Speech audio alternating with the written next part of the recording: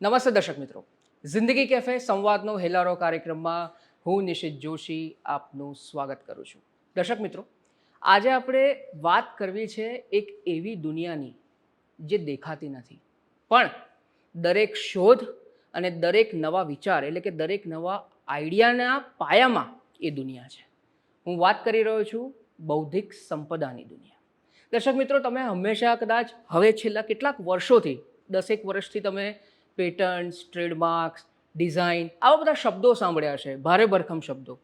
આજે એ તમામ શબ્દો, એ તમામ પાસાઓ, એ તમામ ટર્મિનોલોજીને આપણે સરળ ભાષામાં સમજવાનો પ્રયાસ કરીશું. કારણ કે આપણી સાથે જે મહેમાન ઉપસ્થિત છે એ મહેમાન અત્યારે કંટ્રોલર જનરલ તરીકે ફરજ બજાવે છે આ જ ક્ષેત્રમાં. હું વાત કરી રહ્યો છું controller general of patents, design and trademark professor doctor ઉન્નત પંડિતની. આવો સીધો સંવાદ એમની સાથે કરીએ. સર, પહેલાં તો ખૂબ ખૂબ સ્વાગત છે આપનું. તમે આટલો અમૂલ્ય સમય ફાળવ્યો અમારા આ કાર્યક્રમ માટે, એ બદલ આપનો પહેલાં તો ખૂબ ખૂબ આભાર. ઘણી બધી વાતો કરવી છે તમારી જોડે, પણ શરૂઆત મારી એવી છે કે બાળપણથી લઈને અત્યાર સુધીની આપની આ જે જર્ની છે બહુ ઇન્ટરેસ્ટિંગ જર્ની છે. બાળપણ કેવું હતું? ક્યાં તમારું ભણતર થયું? ક્યાં કોલેજ થઈ તમારી? અને પછી કઈ રીતે તમે તમારા જીવનમાં અમુક પરિવર્તનો આવ્યા, એના વિશે થોડીક વાત કરો. બાળપણમાં હું બહુ સત્યની સાથે વાત કરવા માગું છું કે ભાઈ બાળપણ મારા એકદમ સ્કોલર સ્ટુડન્ટ તરીકે હું ક્યારેય નહોતો. એક આમ સાધારણ સ્ટુડન્ટ જેને વિજ્ઞાનમાં રસ છે, જેને ગણિતમાં રસ છે, જેને સમાજ વિજ્ઞાનમાં પણ રસ છે, એવા વિદ્યાર્થી તરીકે મેં મારું સ્કૂલી શિક્ષણ મણિનગર ખાતે સ્વામિનારાયણ હાઈસ્કૂલમાં મારું અભ્યાસ થયો અને ત્યારબાદ બેચલર્સ એજ્યુકેશન ગુજરાત યુનિવર્સિટીમાં બીએસસી કર્યું. મેં બીએસસી કર્યા બાદ ભાવનગર યુનિવર્સિટી ખાતે મેં એમએસસી ઓર્ગેનિક કેમિસ્ટ્રીમાં કાર્ય કર્યું અને એની સાથે સાથે મને થોડુંક રિસર્ચમાં પણ રસ પડ્યો. એટલે આમ જોવા જઈએ તો એ એક ટર્નિંગ પોઈન્ટ કહેવાય કે ભાઈ ઓર્ગેનિક કેમિસ્ટ્રીમાંથી મેડિસિનલ કેમિસ્ટ્રી તરફ તમારો મને ઝુકાવ વધ્યો. અને એ ઝુકાવની સાથે સાથે મેં નવા નોરફ્લોક્સાસિન જે એન્ટીબાયોટિક કહેવાય એના નોરફ્લોક્સાસિન એન્ટીબાયોટિકના 154 first time in world analog design કર્યા. ભાવનગર યુનિવર્સિટી ખાતે કેમિસ્ટ્રી ડિપાર્ટમેન્ટમાં પ્રોફેસર નિશિત દેસાઈ છે, એમના માર્ગદર્શન અંતર્ગત મેં આખું પીએચડીનું સંશોધન કાર્ય કર્યું. પણ સંશોધન કાર્ય કર્યું ત્યારે એલેમ્બિક લિમિટેડ સાથે અમારો એક પ્રોજેક્ટ હતો જેમાં 154 આ નોવેલ કમ્પાઉન્ડ જે અમે સ્ટ્રેટેજિકલી ડિઝાઇન કર્યા અને એની એન્ટી ઇન્ફેક્ટિવ એક્ટિવિટી શોધી. ત્યારે પહેલો પરિચય કહેવાય કે બૌદ્ધિક સંપદા સાથે થયો. અને એ બૌદ્ધિક સંપદામાં એ બધા જ કમ્પાઉન્ડને પેટન્ટ પ્રોટેક્શન કરાવવા માટે થઈ અને ભગીરથ કાર્ય કર્યું. એ વખતે એટલી જાણ પણ નથી કે પેટન્ટ કેવી રીતે એપ્લાય કરી શકાય, કેવી રીતે ફાઇલ કરવી જોઈએ, શું પેટન્ટ સ્પેસિફિકેશન લખવું જોઈએ. એટલે બધું જ આપણે કહેવાય ને જાત મહેનત જિંદાબાદ એમ. એટલે એ જાત મહેનત જિંદાબાદ એ બધું કામ કર્યું અને શીખ્યું અને એમાં રસ એવો જાગ્યો કે પીએચડી પૂરું થયું અને પછી પીએચડી જનરલી સંશોધન કર્યું હોય તો મોટા ભાગના એવા સંશોધન કરતા છે એ આગળ એમનું સંશોધન લઈ જાય છે. પણ આ જે પેશન આઈપીઆરની કહેવાય ને કે લત લાગી એમ જાણવાની, વિજ્ઞાનને સમજવાની અને વિજ્ઞાનની બહુ આયામી એક પ્રતિભા છે એને નજીકથી જોવાનો એક અવસર મળ્યો. તો એ પછી મેં બૌદ્ધિક સંપદાના ફિલ્ડમાં કામ કરવાનું નક્કી કર્યું. ડૉક્ટર રેડ્ડીઝ લેબમાં મેં ત્યાં આગળ ઇન્ટેલેક્ચ્યુઅલ પ્રોપર્ટી વિભાગમાં કામ કર્યું. આ કયા વર્ષની વાત? આ 2005થી 2007ના વર્ષમાં હું ત્યાં આગળ હતો. પછી 2007થી 2014 સુધી અહીંયા અમદાવાદ ખાતે કેડિલા ફાર્માસ્યુટિકલ્સ છે એમાં મેં કામ કર્યું. છેલ્લા કેટલાક સમયમાં કેડિલા ફાર્મામાં મેં હેડ ઓફ આઈપી તરીકે પણ કામ કર્યું હતું ત્યાં આગળ. અને ત્યારબાદ થયું કે આટલું અને કેડિલામાં હતો ત્યારે આઈપીને સમજવા માટે થઈ અને મેં લોનું એજ્યુકેશન લીધું અને મોર્નિંગ કોલેજમાં, વિવેકાનંદ કોલેજમાં સવારે જવાનું, સવારે ક્લાસીસ એટેન્ડ કરવાના અને ત્યારબાદ બપોરે ખેડીલાની ઓફિસમાં જઈ અને કામ કરવાનું. અને એ રીતે લોનો અભ્યાસ કર્યો. સાથે સાથે વર્લ્ડ ઇન્ટેલેક્ચ્યુઅલ પ્રોપર્ટી ઓર્ગેનાઇઝેશનના ઘણા બધા એવા સર્ટિફિકેટ પ્રોગ્રામ છે વાઇપો એકેડેમીના, એ મેં કર્યા. એ બધું કરતો હતો ત્યારે મને એક લાગ્યું કે આઈપીને કમર્શિયલાઇઝ કરવા માટે થઈ અને બિઝનેસનું જ્ઞાન હોવું પણ જરૂરી છે. તો IIM લખનઉ ખાતે એક્ઝિક્યુટિવ મેનેજમેન્ટ પ્રોગ્રામ છે એ મેં એ કર્યો. અને એ સાથે પછી એમ લાગ્યું કે આટલું બધું ભણ્યા છીએ તો દેશના માટે શું, તો કોર્પોરેટની જોબ છોડી અને સરકારમાં સેવા આપવા માટેનો મેં એક વિચાર કર્યો. ભારત સરકારે 2014માં બૌદ્ધિક સંપદાને કેવી રીતે આગળના સમયમાં એ લઈ જવી જોઈએ એની પોલિસી તૈયાર કરવા માટેની એક થિંક ટેન્ક બનાવી. એ થિંક ટેન્કમાં મને સદસ્ય તરીકે કામ કરવાનો અવસર મળ્યો. અને ત્યાર પછી કોર્પોરેટ જોબ મૂકી અને સરકારમાં નિર્મલા સીતારામનજીના OSD તરીકે કામ કર્યું. OSD તરીકે કામ કર્યા બાદ પોલિસી 18 મહિનાના અંતરાલમાં ભારત સરકારની કેબિનેટે એપ્રૂવ કરી અને 16 મે 2016માં એ પોલિસી એપ્રૂવ થઈ અને લાગુ કરવામાં આવી. પછી એમ થયું કે હવે શું, તો ભારત સરકારમાં જ મને એક બીજું એસાઇનમેન્ટ આપ્યું, અટલ ઇનોવેશન મિશન. એ વખતે અટલ ઇનોવેશન મિશનની શરૂઆત થઈ રહી હતી. એક નાના 4 લોકો બેસી અને જમી શકે એવા ડાઇનિંગ ટેબલ ઉપર અમે 4 લોકોએ કામ શરૂ કર્યું અને વિચાર્યું કે ઇનોવેશન ઇકોસિસ્ટમ ભારતમાં આપણે ઊભી કરીએ. ઘણા બધા અટલ ટિંકરિંગ લેબ જે આપ સાંભળો છો, કે અટલ ઇન્ક્યુબેશન સેન્ટર છે, કે Atal new India challenges, Atal community innovation centre, આ બધા પ્રોગ્રામની પોલિસી તૈયાર કરવી, એ પ્રોગ્રામના ફ્રેમવર્ક બનાવવા, એની એપ્લિકેશન્સ મંગાવવી, એપ્લિકેશનનું એનાલિસિસ કરાવવું, એનું સ્ક્રુટિનાઇઝેશન થઈ પછી એને ફંડિંગ માટેની ફાઇલો ચલાવી અને એને ફંડિંગ એપ્રૂવ કરાવી અને એમને ફંડિંગ રિલીઝ કરવું, આ બધા જ. અને એના યોજનાબદ્ધ કાર્યક્રમો તૈયાર કરવા, જેથી ધીરે ધીરે કરીને આ જ્યાં આ ફંડિંગ સપોર્ટથી Atal tinkering lab, Atal incubation centre, કે સ્ટાર્ટઅપને અટલ ન્યૂ ઇન્ડિયા ચેલેન્જ, કે ગ્રામીણ અથવા ટિયર 2 ટિયર 3 સિટીઝમાં અટલ કમ્યુનિટી ઇનોવેશન સેન્ટર જે ભારત સરકાર ઊભા કરે છે, એના થકી જનતા માટે કેવા IP ડ્રિવન ઇનોવેશન્સ તૈયાર કરવા જોઈએ અને એને કેવી રીતે જનતાના ઉપયોગ માટે લાગુ કરી શકાય, જેથી સ્ટાર્ટઅપ બને તો એ સ્ટાર્ટઅપ પણ સસ્ટેનેબલ સ્ટાર્ટઅપ બને, એના જે સોલ્યુશન્સ IP ડ્રિવન પ્રોડક્ટ બને, એ પણ જે આપણી ભારતની ધરાતલની સમસ્યાઓ છે એના સમાધાન રૂપે તૈયાર કરે. એ આખો વિષય જે છે એ 4 વર્ષ સુધી અમે કર્યો. અને ફ્રોમ ધ ડાઇનિંગ ટેબલ, એક ડાઇનિંગ ટેબલમાંથી 95% ડિસ્ટ્રિક્ટમાં ભારત સરકારનો અટલ ઇનોવેશન મિશનનો પ્રોગ્રામ લઈ જવાનો એક બહુ જ મહત્ત્વનો અનુભવ મળ્યો. એક ઉત્કૃષ્ટ કામગીરી કરી આપે સરકારમાં રહીને. બૌદ્ધિક સંપદાને તમે જે લોકો સુધી પહોંચાડ્યું, કારણ કે અત્યારનું સિસ્ટમ ને જે સ્ટાર્ટઅપ ઇકોસિસ્ટમ આખી ડેવલપ થઈ આપણા દેશમાં છેલ્લા 10 વર્ષથી, એમાં આ વસ્તુ ખૂબ જ ઇમ્પોર્ટન્ટ હતી. જી, આપ કંઈ કહેવા માગતો, પછી હું મારી વાતને આગળ. આ મહત્ત્વની એટલા માટે છે કે ભારત યુવા દેશ છે. ભારતની એવરેજ એજ 29 યર્સ છે. આવનારા સમયમાં 7 વર્ષની અંદર ભારતની એવરેજ એજ ઘટી અને 27.5 વર્ષ થશે. એટલે આ યુવાઓ છે, એમને કેવી રીતે ભારતની આવશ્યકતા છે, ભારતની આવશ્યકતાને અનુરૂપ કેવા ઇનોવેશનની જરૂર છે, એના માટે જાગૃત કરવા, એના માટે કર્મબદ્ધ કરવા. વિકસિત ભારત ખાલી આપણે વાતો કરીશું એનાથી નહીં થઈ શકે. દરેક વ્યક્તિ, દરેક યુવાન, દરેક છાત્ર વિકસિત ભારત કેવું બનાવવું છે એ વિચારે, અને એ બનાવવા માટે એમનું શું યોગદાન આવી શકે એ વિચારે. એ ઉદ્દેશ્ય સાથે અટલ ઇનોવેશન મિશનમાં આ કામ કરવાનું. બહુ સરસ વાત કરી. બહુ વિગતે આપની જર્ની વર્ણવી અને અત્યારે આપ શું કામ કરી રહ્યો છો એની પણ વાત કરી.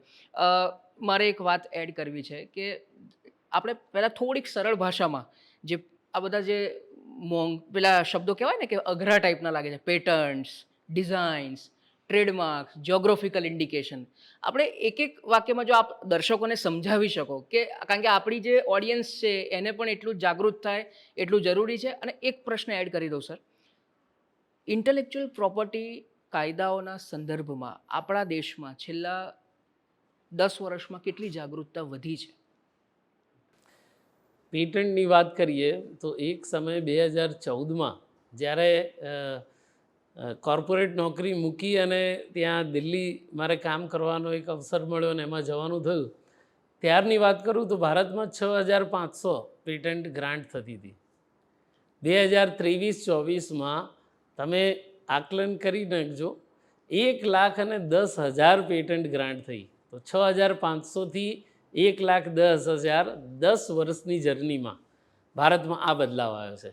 ભારતના યુવાનોમાં, ભારતની યુવા પેઢી, સ્ટાર્ટઅપ, એસએમઈ, એમએસએમઈ, કોર્પોરેટ તમામ લોકો એક જે નીતિગત રૂપે national intellectual property right policy તૈયાર કરી, એના નીતિગત રૂપે એટલો મોટો બદલાવની દિશામાં આપણે જમ્પ કર્યું છે. છેલ્લા 4 વર્ષની વાત કરું તો એકેડેમિક ઇન્સ્ટિટ્યુશનની આઈપી ફાઇલિંગમાં 236% ગ્રોથ થયો છે અને એકેડેમિક ઇન્સ્ટિટ્યુશનને પેટન્ટ ગ્રાન્ટ થાય છે એમાં 155% ગ્રોથ થયો છે. હવે વિચાર થાય કે પેટન્ટ આટલું બધું શું, પેટન્ટમાં છે શું એટલું બધું? પેટન્ટ એક એવું ટેકનોલોજીકલ સોલ્યુશન છે જેનો કોઈ હજી સુધી ઉકેલ મળ્યો નથી. એ નોવેલ હોવું જોઈએ, વિશ્વમાં કોઈ વ્યક્તિ પાસે એ સોલ્યુશન ન હોવું જોઈએ, એ ઇન્વેન્ટિવ હોવું જોઈએ. કે જેવી રીતે 3 કલર હોય કે લાલ, પીળો ને વાદળી, જેવી રીતે એ કલર મિક્સ કરો એટલે સ્વાભાવિક છે આપણે પ્રેડિક્ટ કરી શકીએ કે નવો કલર કયો બનશે. આમાં એવું નહીં. જે નોલેજ અવેલેબલ છે એ નોલેજનો ઉપયોગ કરવાથી જો પ્રેડિક્ટ કરી શકાય તો એને પેટન્ટ ન મળે. એને કહેવાય ઇન્વેન્ટિવ સ્ટેપ. અને ત્રીજું છે એની ઇન્ડસ્ટ્રીયલ એપ્લિકેબિલિટી. તો કેવી રીતે આ જે પેટન્ટના કાયદા અંતર્ગત એના પેટન્ટેબિલિટી ક્રાઇટેરિયામાં જો આ સમાધાન મળે તો પેટન્ટ ગ્રાન્ટ થાય. પેટન્ટ તમારા મગજમાં એવા સમાધાન તૈયાર થયા હોય એને તમારી બૌદ્ધિક સંપદાના મૌલિક અધિકાર રૂપે સ્વીકૃતિ પ્રમાણિત કરવા માટેની ભારત સરકારની વ્યવસ્થા છે. એવી જ રીતે ટ્રેડમાર્ક જે છે, આપણું જે મારું નામ ઉન્નત પંડિત છે, એવી રીતે દરેક પ્રોડક્ટના નામ હોય છે. દરેક પ્રોડક્ટની નીચે, દરેક કંપનીના નામની નીચે ટેગલાઇન લગાવવામાં આવે છે. જેવી રીતે LICનો લોગો છે, એમાં નીચે યોગક્ષેમમ વહામ્યહમ એ વિષય જે એ સંસ્કૃતનો શ્લોક લખવામાં આવ્યો છે, તો એ એનું ટેગલાઇન છે. LICના લોગોમાં જે હાથ જોડીને દીપક દર્શાવવામાં આવ્યો છે એનો લોગો છે. એ લોગો એમની એક આઈડેન્ટિટી છે. જેવી રીતે મોબાઈલમાં આપણે ચાલુ કરીએ અને નોકિયાના મોબાઈલમાં એક ટિપિકલ ટ્યુન આવે છે, એનાથી ખબર પડે કે મોબાઈલ જોયા વગર પણ આપણને ખબર પડે કે એ નોકિયા મોબાઈલ છે. કે એરટેલની પણ એવી ટિપિકલ ટ્યુન છે. હમણાં ભારતમાં એક સ્મેલ માર્ક ગ્રાન્ટ કરવામાં આવ્યો કે એ ગાડીના પૈડા ચાલે તો એમાંથી ગુલાબની સુગંધ આવે. તો આ પહેલી વખત વિશ્વમાં એવી રીતે, જેથી આપણને ખબર પડે કે આ એ ગાડી જઈ રહી છે જેમાં સ્મેલ માર્કવાળા ટાયર લગાવવામાં આવ્યા છે. તો એવી રીતે આ બધી જ આઈડેન્ટિટીને પ્રોટેક્ટ કરવા માટે ટ્રેડમાર્ક રાઇટ છે. ડિઝાઇન એવી નોવેલ ઘણી બધી ડિઝાઇન છે. માઇક્રોવેવમાં આપણે ટ્રેડિશનલી જોઈએ તો ઉપરથી માઇક્રોવેવ ખુલતું હોય અને એક ઉપર અપસાઇડ ડાઉન માઇક્રોવેવ નવા એક IFB વાળાએ પણ લાગુ કર્યા હતા અને બીજા પણ ઘણી બધી કંપનીઓ લાવ્યા. પણ એ કેવી રીતે કોઈપણ ડિવાઇસની ઉપયોગિતાને વધારે સરળ કરી શકાય, વધારે કસ્ટમર ફ્રેન્ડલી કેવી રીતે કરી શકાય, એના માટે થઈને નવી ડિઝાઇન અસ્તિત્વમાં આવે છે. અને એ ડિઝાઇનને પણ even clothing design, jewellery design, એવી ફર્નિચર ડિઝાઇન, આ બધી જ વસ્તુમાં IP રાઇટ છે. જેવી રીતે આપણે અવતાર પણ જોઈએ છે, એ અવતારને પણ જે ફિલ્મમાં અવતાર આવે છે ને, કાર્ટૂન એનિમેશન્સ, એને પણ કેવી રીતે ડિઝાઇન રાઇટમાં લાવી શકાય એના માટે કાયદાકીય બદલાવ કેવા કરવા જોઈએ એ દિશામાં ભારત સરકાર વિચારી રહી છે. જિયોગ્રાફિકલ ઇન્ડિકેશન એક સામુદાયિક IP રાઇટ છે, કમ્યુનિટી IP રાઇટ છે. જેવી રીતે ભાવનગરના ગાંઠિયા, તો એ ભાવનગરના ગાંઠિયા વાત કરીએ તો એની ટિપિકલ એનો સ્વાદ આપણા પાસે આવે. પાટણના પટોળા, કેસર કેરી, કેરી, કેસર કેરી, પાટણના પટોળા, જામનગરની બાંધણી, કચ્છનું અજરક, આ ગુજરાતી આ બધા જ જીઆઈ છે. અને હમણાં અમારે એક આવેદન એવું પણ આવ્યું હતું કે અંબાજીના પ્રસાદને પણ શું વાત છે, કેવી રીતે જીઆઈ રાઇટ મળી શકે, મોહનથાળ જે છે. મોહનથાળને. એ દિશામાં અમારું પરીક્ષણ એ થયું છે. હવે બાકીની જે કાયદાકીય કાર્યવાહી હોય છે એ પણ ચાલી રહી છે. જો બધું આવેદન એઝ પર જીઆઈ એક્ટ સ્વીકૃતિને યોગ્ય હશે તો કદાચ આપણે તિરુપતિ લડ્ડુની જેમ અંબાજીના મોહનથાળ પ્રસાદને પણ જીઆઈ રાઇટ મળી શકે છે. આપણે આશા રાખીએ કે એટલે માતાજીના આશીર્વાદ હશે તો એ પણ થશે. તમે બહુ સરળ ભાષામાં આપણા દર્શકોને બહુ જ શીરાની જેમ ગળે ઉતરી જાય એવી વાત તમે કીધી પંડિત સાહેબ. હવે પ્રશ્ન એ થાય કે આ બધું જીઆઈ મળે કે પેટન્ટ મળે કે ટ્રેડમાર્ક મળે, આને અને આર્થિક વિકાસ, ઇકોનોમિક ડેવલપમેન્ટને શું કોરિલેશન છે? જેવી રીતે કોઈ પણ પ્રોડક્ટ છે તો પ્રોડક્ટની એક યુનિક આઈડેન્ટિટી હોય છે. એ યુનિક આઈડેન્ટિટી હોય તો એની વધારે બિઝનેસ કરવાની ક્ષમતા હોય છે.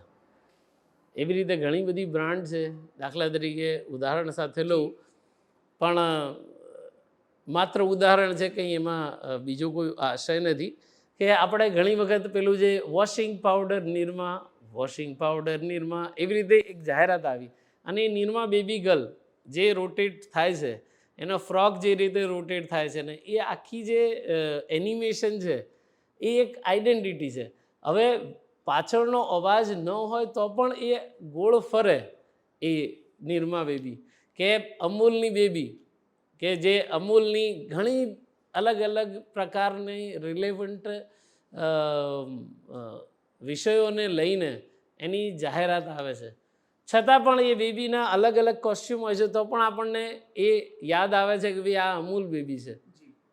એવી રીતે કે આ બધા જ ક્રિએશન છે. એ ક્રિએશન ક્યાંક ને ક્યાંક જે પણ કન્ઝ્યુમર છે એમના માઇન્ડસેટને એટ્રેક્ટ કરે છે. ઘણા કોમ્યુનિટી રાઇટ છે, કેસર કેરી છે કે હાફૂસ કેરી છે, તો સિઝન આવે એટલે સૌથી પહેલાં લોકો માર્કેટમાં કેસર કેરી ક્યાં છે, આવી છે કે નહીં, એની સ્વાદ, એની સુગંધ, એની મહેકથી આકર્ષિત થતા હોય છે. આ આશયને લઈને બૌદ્ધિક સંપદા કાર્યાલયનું અને આ બૌદ્ધિક સંપદાનું મહત્ત્વ છે અહીંયા, જેથી કરીને નવા નવા એવા સંશોધન તૈયાર થવા જોઈએ. આપણે બધા જાણીએ છીએ કે હોસ્પિટલ પાસે સાયલેન્સ ઝોન છે, બરાબર છે. હોસ્પિટલની આસપાસના 100 મીટરના વિસ્તારમાં વાહનનો હોર્ન વગાડવાની મનાઈ હોય છે. પણ ક્યારે આપણે ત્યાં 1 કલાક ઊભા રહીને વિચાર કર્યો છે કે કેટલા વાહનો હોર્ન વગાડે છે કે નથી વગાડતા? સ્કૂલના એક વિદ્યાર્થીએ એવો વિચાર કર્યો હતો કે ભાઈ મારું ઘર હોસ્પિટલની નજીક છે, મને એ હોર્નથી તકલીફ પડે છે, પણ અંદર જે દાખલ થયેલા દર્દી છે એમને કેટલી બધી તકલીફ પડતી હશે. તો એણે એ વિષય એની અટલ ટિંકરિંગ લેબમાં કામ કર્યું. અટલ ટિંકરિંગ લેબમાં કામ કરીને એક પ્રોટોટાઇપ બનાવ્યો. એક આંતરરાષ્ટ્રીય કંપનીએ પ્રોટોટાઇપમાં આગળ કમર્શિયલાઇઝ થઈ શકે એના માટે એને ફંડિંગ પણ આપ્યું. એનાથી કોમર્શિયલી ડિપ્લોય થઈ શકે એવું એક ડિવાઇસ બનાવ્યું છે, જે ચાલુ થાય એટલે બંને બાજુની 100 મીટર રેડિયસમાં કોઈ પણ વાહન હોર્ન વગાડતા વગાડતા પણ અંદર એન્ટર થાય તો એ વાહન મ્યુટ થઈ જાય. અને જેવી રીતે હોર્ન પર બટન દબાવેલું હોય અને એ આ બાજુની 100 મીટરની રેડિયસની બહાર જશે ત્યારે ફરીથી હોર્ન ચાલુ થઈ જશે. તો કેટલું મહત્ત્વનું પાયાનું સંશોધન છે કે સાયલેન્સ ઝોન માત્ર એક ઝોન નથી, એને એકચ્યુઅલમાં અમલમાં મૂકવા માટે એક સિસ્ટમમાં પણ ગેપ હતો. આ ગેપ માટે એને બૌદ્ધિક સંપદા અધિકાર મેળવ્યા છે. એ આવનારા સમયમાં કોમર્શિયલી આ પ્રોડક્ટ તૈયાર કરીને લઈ આવશે અને કદાચ એ આપણે જોઈશું પણ ખરા. તો આ વિષયને કેટલા બધા બૌદ્ધિક સંપદાના અધિકારોની આવશ્યકતા છે, જેથી કરીને આપણે કોમર્શિયલાઇઝેશન માટે એને ફંડિંગ પણ મળી શકે, એને કોમર્શિયલાઇઝેશન માટે જે બેકબોન સપોર્ટ સિસ્ટમ જોઈએ એ પણ મળી શકે, આજે એ વિદ્યાર્થી એન્જિનિયરિંગના કદાચ છેલ્લા વર્ષમાં હશે અને એની પાસે એ આઈડિયાને કમર્શિયલાઇઝ કરવા માટે સ્ટાર્ટઅપ ઊભું કરવા માટેની એક પૂરી પ્રક્રિયા તૈયાર થઈ ગઈ છે. આ બદલાવ થઈ રહ્યો છે. આ આજનો યુવાન વિચારી રહ્યો છે કે સમાજની શું આવશ્યકતા છે અને એને અનુરૂપ કેવા ટેકનોલોજીકલ સોલ્યુશન બનાવવા જોઈએ. અને જ્યારે પણ ટેકનોલોજીકલ સોલ્યુશન બનશે ત્યારે એ વિદ્યાર્થીને બૌદ્ધિક સંપદાના અધિકારોથી પ્રોટેક્ટ કરવાની આવશ્યકતા પડશે. અને એ આવશ્યકતાની પરિપૂર્તિ માટે થઈ અને ભારતમાં બૌદ્ધિક સંપદાના કાયદા કાનૂન છે અને એને અમલીકરણ કરવા માટે થઈ બૌદ્ધિક સંપદા કાર્યાલય ઊભા કરવામાં આવ્યા. જી, બહુ સરસ વાત કરી સર. આ તમે વાત કરી એ જ વાતને હું થોડીક આગળ વધારું છું કે કોઈ પણ સ્ટાર્ટઅપ છે એને આઈપી રજિસ્ટ્રેશન જો કરાવવું હોય, કોઈક એનું ઇનોવેશન હોય, તો એના માટે કેવા પ્રકારની ફેસિલિટીઝ આપણે જો કહી શકો આપ ટૂંકમાં કે આનાથી કેવા પ્રકારની ફેસિલિટીઝ મળે છે અને કેવી રીતે એને એના આઈડિયાને પ્રોટેક્શન મળે છે? જે બૌદ્ધિક સંપદાના અધિકારોને પ્રોટેક્ટ કરવા માટે થઈને ઘણા બધા એવા એટર્ની એજન્ટ પણ કામ કરે છે જેને ભારત સરકાર દ્વારા પ્રમાણિત કરવામાં આવ્યા છે. પણ એક આઈપી મિત્રની સુવિધા ભારત સરકારે શરૂ કરી છે. એસએસઆઈપી તરીકે સ્ટાર્ટઅપને કેવી રીતે ઇનોવેશનની દિશામાં ભારત સરકાર સમર્થન આપી શકે એવા યુવાનોને જેને બેઝિક ફંડિંગ કે બેઝિક હેન્ડ હોલ્ડિંગ જોઈએ છે એમાં સ્ટાર્ટઅપના આઈપી મિત્ર એ કામ કરે છે. એક સમયે 2022 પહેલાં 498 એવા આઈપી ફેસિલિટેટર હતા. એને પાછલા કેટલાક સમયમાં એવી ચરણબદ્ધ યોજનાના અમલીકરણના ભાગરૂપે વધારવામાં આવ્યા અને અત્યારે 2200 જેટલા આઈપી મિત્ર ભારતમાં કામ કરે છે. એમનો પણ એક પ્રયાસ છે. ભારતમાં બૌદ્ધિક સંપદાના અધિકારમાં છેલ્લા એક વર્ષમાં 30% વૃદ્ધિ થઈ છે. 1,43,000 પેટન્ટ ફાઇલ થઈ છે. ટ્રેડમાર્ક ફાઇલિંગમાં 20% વૃદ્ધિ થઈ છે. 5,33,000માંથી 6,34,000 ટ્રેડમાર્ક ફાઇલ કરવામાં આવ્યા છે. એવી જ રીતે ડિઝાઇનમાં 80% ગ્રોથ થઈ રહ્યો છે. છેલ્લા એક વર્ષમાં 510 જીઆઈ એપ્લિકેશન અમારા કાર્યાલયને ફાઇલ કરવામાં આવી છે. આ રીતે એક હરણફાળ ભરી રહ્યું છે પૂરું દેશ વિકસિત ભારત બનાવવા માટે થઈને. વિકસિત ભારત માટે ઇન્ટેલેક્ચ્યુઅલ પ્રોપર્ટી રાઇટ, બૌદ્ધિક સંપદાના અધિકાર એ કહેવાય ને એક ચાવી છે જેથી ટેકનોલોજી અને નોલેજ એમ્બેડેડ ઇકોનોમી ઊભી કરી શકાશે. એ દિશામાં આપણે ચાલીને દોડી રહ્યા છીએ અને આવનારા સમયમાં આઈપી ગ્રોથને આઈપી લીડરશિપની દિશામાં આપણે લઈ જવું પડશે. ટ્રેડમાર્કમાં અત્યારે વિશ્વમાં આપણો 3જો નંબર આવે છે. પેટન્ટની દિશામાં આપણો 6ઠ્ઠો નંબર આવે છે.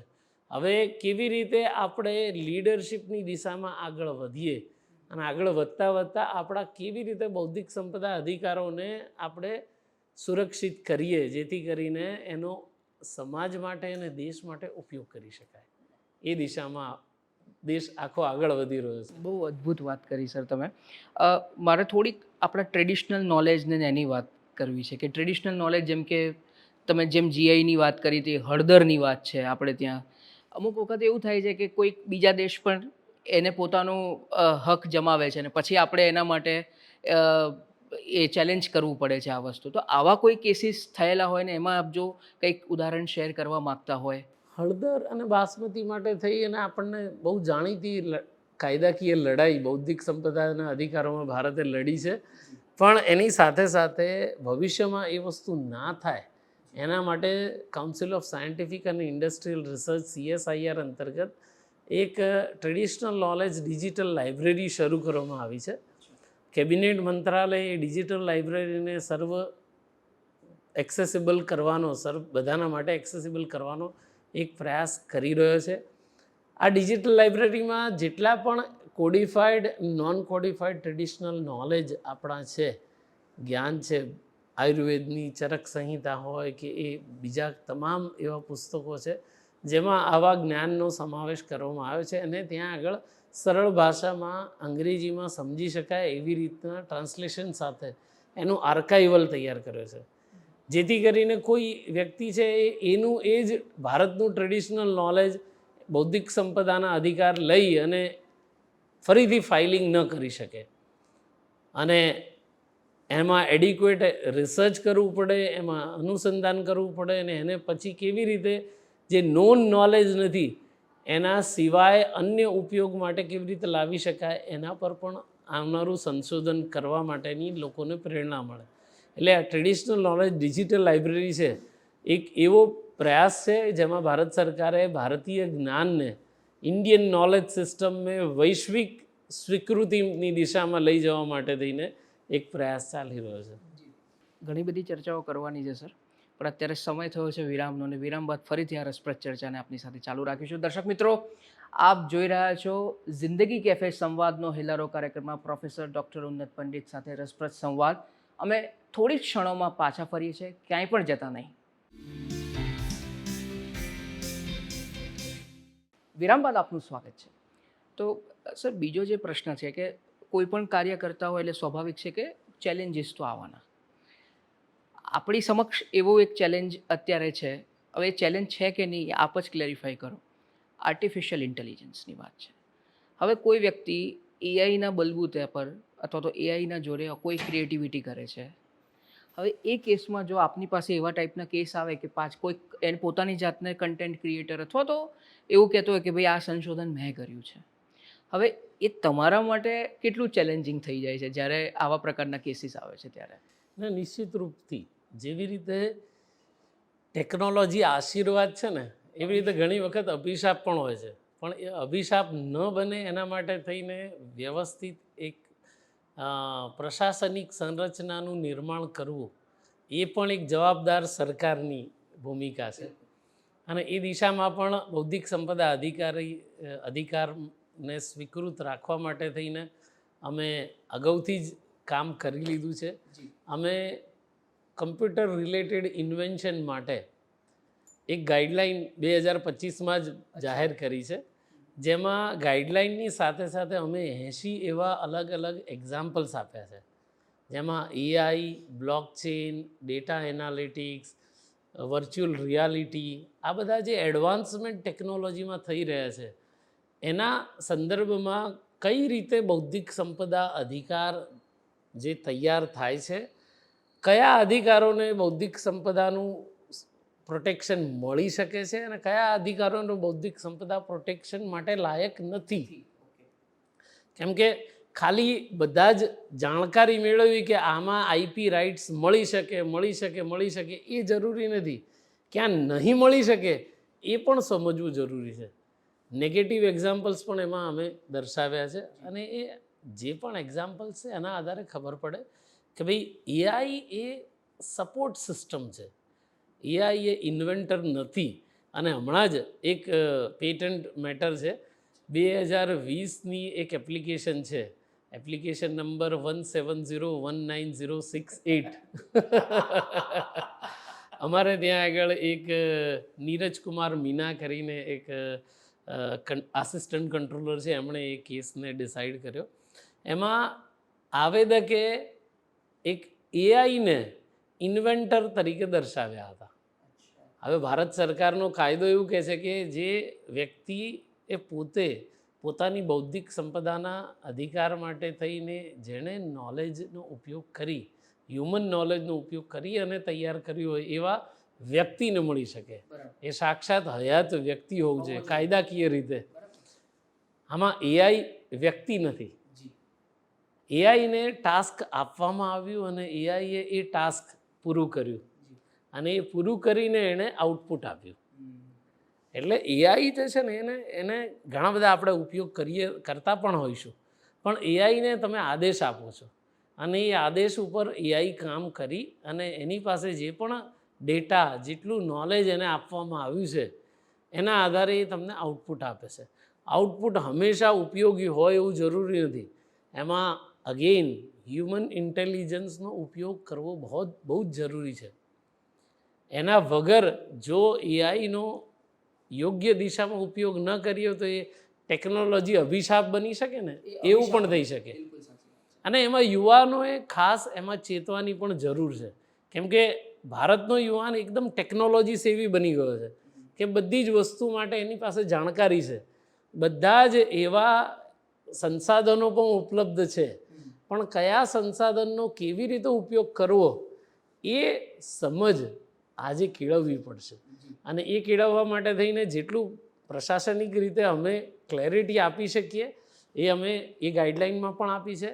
ઘણી આપણે બીજી પણ એક વાત કરી કે એઆઈ દ્વારા જે રીતે ઇમેજીસ તૈયાર કરવામાં આવે છે કે ઇમેજીસને બદલવામાં આવે છે, તો એ પણ ઘણા અંશે એ બૌદ્ધિક સંપદા અધિકારમાં સમાવિત ન થઈ શકે, કેમ કે એઆઈને ખબર નથી કે ઓરિજિનલ કોની છે. દેખે જેવી રીતે ઘણા બધા એવા કવિતા છે કે હરિવંશ રાયની મધુશાલા કવિતા છે. હવે મધુશાલા કવિતાની એક અલગ રચના છે ને એના એક શબ્દોની એક અલગ જ કહેવાય ને એક ગૂંથણ છે એમાં, કે ભાઈ શબ્દોની એક છટા છે જે રજૂ કરવામાં આવી છે. હવે એને ધ્યાનમાં રાખીને કોઈ એક અન્ય વિષય ઉપર મધુશાલાની પેટર્નમાં કોઈ બીજી કવિતા તૈયાર થાય ને એ વ્યક્તિ પોતાની છે એમ કહીને રજૂ કરે તો એ યોગ્ય નથી. અને એના શબ્દોનો એમાંથી અમુક વાક્યોનો સીધો અહીંયા ઉપયોગ કરવામાં આવે તો એ પણ યોગ્ય નહીં. એટલે કોઈની ક્રિએટિવિટીના ઘોડા ઉપર સવાર થઈ અને આપણે રેસ જીતી લઈશું એમ માનીએ તો એ ભૂલ ભરેલી વાત તો છે. આ ઇન્ટેન્શનલી અમુક લોકો કરતા હોય છે કે અનઇન્ટેન્શનલી પણ હોય છે આ વસ્તુ? ઇન્ટેન્શનલી પણ હોય છે. અનઇન્ટેન્શનલી હોય તો એઆઈની એક રીતે એના સમુચિત ઉપયોગની દિશામાં જઈ શકાય, વાત કરી શકાય. પણ એઆઈએ તૈયાર કરેલા ચિત્રને, એઆઈએ તૈયાર કરેલી રચનાને, એઆઈએ તૈયાર કરેલી ધૂનને, એઆઈએ તૈયાર કરેલા ગીતોને કોઈ એક વ્યક્તિ પોતાના નામે કરી અને પ્રોટેક્શન માટે એપ્લાય કરે તો એ સ્વીકૃતિ નથી, એ છેતરપિંડી છે. એટલે આ બહુ જ હેરલાઇન ગેપ છે. પણ આમાં મોરલ રાઇટ ઘણો ઊંચો હોવો જોઈએ. દરેક વ્યક્તિની મોરાલિટી એટલી તો હોવી જ જોઈએ કે હા, આપણે જે વસ્તુ આપણે તૈયાર કરી છે એ આપણે તૈયાર કરી છે, આપણે જે વસ્તુમાં આસિસ્ટન્સ લીધું છે એઆઈનું તો પણ એ લખવામાં કોઈ જ ભૂલ ભરેલી વાત નથી. પણ એઆઈએ તૈયાર કરેલી વાતને આપણે પોતાના નામે ખપાવી દઈએ એ મૌલિક રાઈટ નથી. એ આપણો અંતરાત્મા ક્યાંક ને ક્યાંક તો એ દુઃખ વ્યક્ત કરે જ છે. અને એ જ્યાં આપણો રાઈટ નથી ત્યાં આપણો રાઈટ કરવો પણ ન જોઈએ. બહુ મહત્વની વાત કરી તમે. બહુ સરસ નૈતિકતા ઉપર આખી જે તમારો જે કન્સેપ્ટ છે એકદમ ક્રિસ્ટલ ક્લિયર છે અને આઈ હોપ કે લોકો પણ આ વાતને સમજશે. બીજો જે પ્રશ્ન છે સર કે ભારતને ઇનોવેશન હબ જો બનવું હશે તો હજુ પણ શું કરવાની જરૂર છે એના માટે? હજી પણ એવા કેટલાય વિષયો છે જેમાં આપણે આગળ વધી અને કામ કરવાની જરૂર છે. સસ્ટેનેબલ ડેવલપમેન્ટ ગોલ, કેટલા બધા 17 ગોલ છે, પણ વિશ્વની કેટલી બધી સમસ્યાઓ છે એ સમસ્યાઓના સમાધાન માટે થઈ અને આવનારા સમયમાં કામ કરવાની આવશ્યકતા છે. આ એવા કામ છે જેમાં ભારતે વિશ્વનું નેતૃત્વ કરવાની જરૂર પડશે. ભારતના એવા યુવાનોએ એ ટેકનોલોજી, એવા ઇનોવેશન તૈયાર કરવા પડશે. જેવી રીતે ફૂડ સિક્યોરિટી છે, તો આટલી બધી આપણી આબાદી વધી રહી છે, એની આવશ્યકતા માટે એક હેલ્ધી ફૂડ કેવી રીતે મળી શકે એ સુનિશ્ચિત કરવું. પાણીના સમસ્યાઓ છે કે ભાઈ ગ્રાઉન્ડ વોટર કન્ટામિનેશન થઈ રહ્યું છે, કેવી રીતે એ અટકાવી શકાય. ક્લાઇમેટ ચેન્જના વિષયો છે, સૌર ઉર્જાનો કેવી રીતે સમુચિત ઉપયોગ કરી શકાય, કેવી રીતે ફોસિલ ફ્યુલ જે ડીઝલ ને એ બધા છે, પેટ્રોલ, એના ઓછા ઉપયોગથી આપણે કેવી રીતે આગળ વધી શકીએ. આવી બધી ઘણી બધી સમસ્યાઓ છે. પણ એ બધી સમસ્યાઓના સમાધાન માટે આપણે માઇન્ડ ટુ માર્કેટ એપ્રોચથી કામ કરવું પડશે.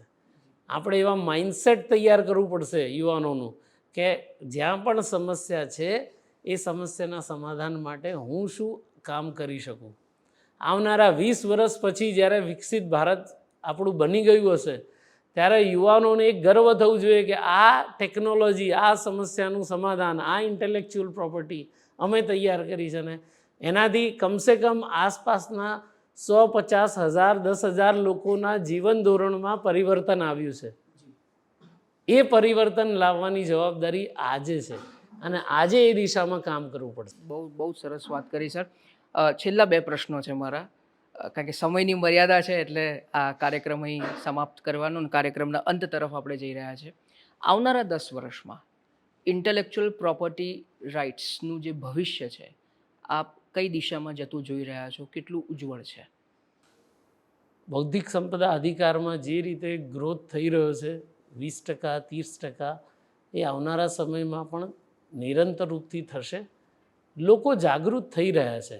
નેશનલ આઈપી અવેરનેસ મિશન જે બૌદ્ધિક સંપદા કાર્યાલયે શરૂ કર્યું છે, એના અંતર્ગત 27 લાખ છાત્રો, યુવાઓ અને શિક્ષકોને અમે 9,600 શિક્ષા સંસ્થાનોમાં ટ્રેનિંગ આપી છે કે બૌદ્ધિક સંપદા અધિકાર શું છે, કેવી રીતે બૌદ્ધિક સંપદાના અધિકારોને સુરક્ષિત કરી શકાય છે, એ સુરક્ષિત કરવા માટે થઈને એમણે શું કામ કરવું પડશે, અને ચોથો અને સૌથી મોટો ઓબ્જેક્ટિવ બૌદ્ધિક સંપદા અધિકારોનું સન્માન કરવું પડશે.